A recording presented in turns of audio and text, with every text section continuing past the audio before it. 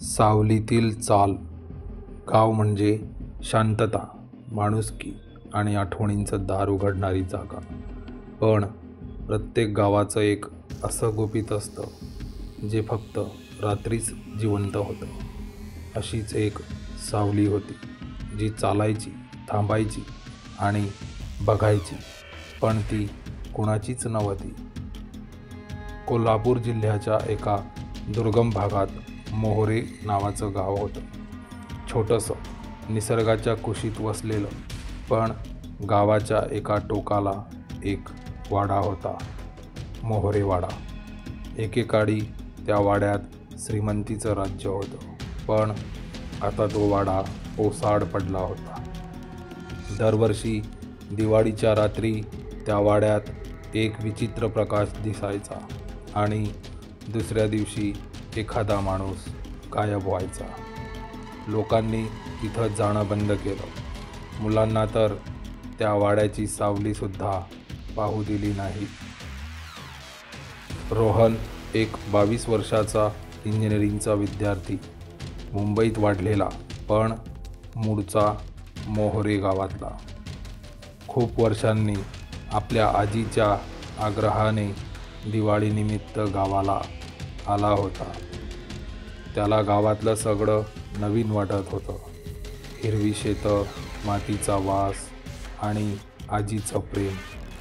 पण एका रात्री जेवताना आजीने त्याला सांगितलं, बाळा, काहीही झालं तरी त्या मोहोरे वाड्याच्या दिशेने पाहू नकोस, ती तिथं आहे.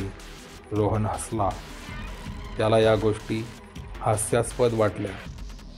दिवाळीची रात्र आली.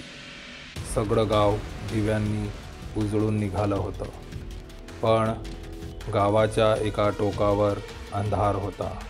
रोहनला तेच जास्त आकर्षित करत होतं. एकदा तरी पाहूया काय आहे तिथं, असं म्हणून तो मोबाईल टॉर्च घेऊन निघाला. वाड्याच्या परिसरात पोहोचल्यावर त्याला एक थंड हवा जाणवली, वेगळी, मनाचा थरकाप उडवणारी.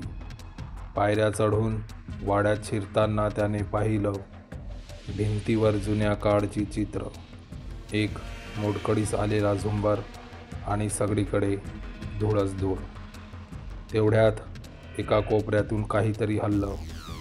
रोहनने टॉर्चचा प्रकाश तिकडे वळवला. तिथं एक सावली उभी होती, पाठीमोडी.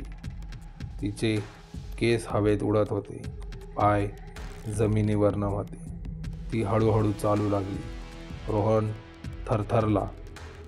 त्याने मागे वळून पळायचं ठरवलं, पण पाय हलत नव्हते.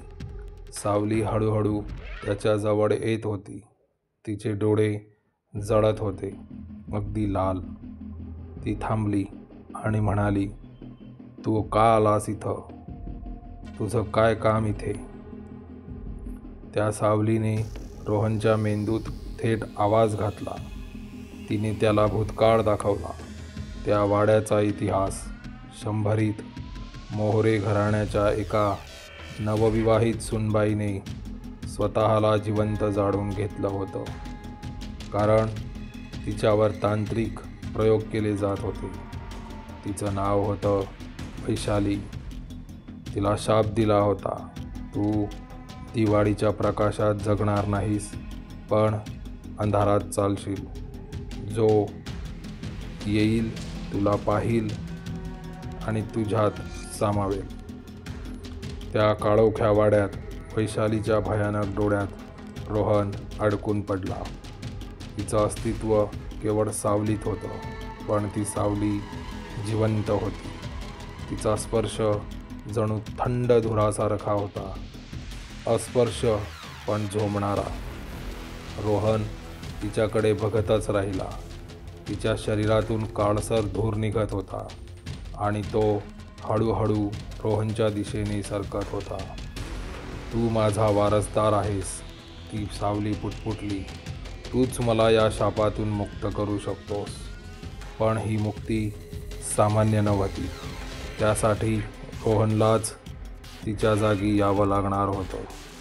तिचा शाप तोडण्याचा एकच मार्ग होता, तिच्या आत्म्याला एखादं नवीन शरीर मिळणं.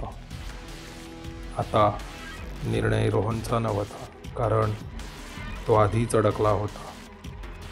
तिच्या डोळ्यात बघताच त्याची चेतना जणू बंद झाली. तिची सावली त्याच्या भोवती फिरू लागली आणि ती त्याच्या शरीरात सामावू लागली.